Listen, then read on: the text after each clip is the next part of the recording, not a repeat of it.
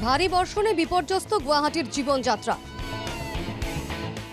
মহানগরের একাধিক স্থানে ভূস্খলন। চপাইদাং, দাতালপাড়া, মালিগাঁওয়ে 5 জনের মৃত্যু। গত দুদিনের বৃষ্টিতে গুয়াহাটিতে ভয়াবহ পরিস্থিতি। মহানগরের বিস্তীর্ণ এলাকা জলের তলায়।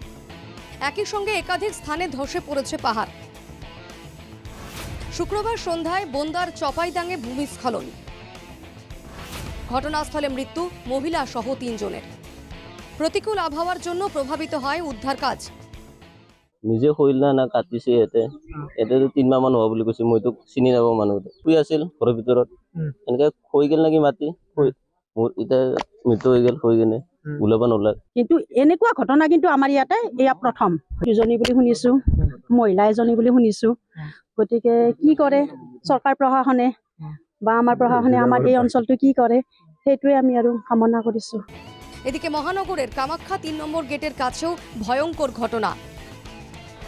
ভূমিস্খলনে মৃত্যু এক ব্যবসায়ীর। নিহত ব্যক্তির নাম রবীন দাস।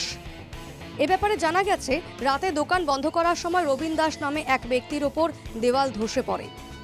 আশঙ্কাজনক অবস্থায় রবীন দাসকে হাসপাতালে নিয়ে যাওয়া হয়, কিন্তু তাকে বাঁচানো যায়নি। গুয়াহাটির দাতালপাড়ায়ও মর্মান্তিক ঘটনা। পাহাড় ধসে মৃত্যু এক যুবকের। নিহত যুবকের নাম দীপজ্যোতি বড়ো। সব মিলিয়ে গত 24 ঘন্টায় গুয়াহাটির বিভিন্ন এলাকায় ধসে মৃত্যু হলো 5 জনের। প্রতিকূল আবহাওয়ার জন্য মুখ্যমন্ত্রী রাজ্যবাসীকে সতর্ক থাকার পরামর্শ দিয়েছেন। ইয়াৰ উপৰিও আমি গোটেই পৰিৱেশটো পৰ্যবেক্ষণ কৰি থাকিম। য'ত যেনেকুৱা প্ৰয়োজন হয় আমি ৰাইজক সষ্টম কৰি দিয়া আৰু ৰাইজক যি ধৰণে সকাহ দিব লাগে তাৰ বাবে আমি চেষ্টা কৰিম। কিন্তু বাংলাদেশৰ পৰা বেচিক্যালি বংগোপসাগৰৰ পৰা যিটো ক্লাউডৰ প্ৰেছাৰ আহি আছে, সেই প্ৰেছাৰটো আজিতো থাকিবই, অহাকালিও কণ্টিনিউ হ'ব। কালি যদি কিবা এদিকে গুয়াহাটির বন্যা পরিস্থিতি নিয়ে রাতভর একাধিক বিভাগের সঙ্গে বৈঠক করেন মন্ত্রী জয়ন্ত মল্ল বড়ুয়া। শনিবার থেকে শিলসাকই উচ্ছেদ ও খননের কাজ শুরু হবে বলে জানান তিনি।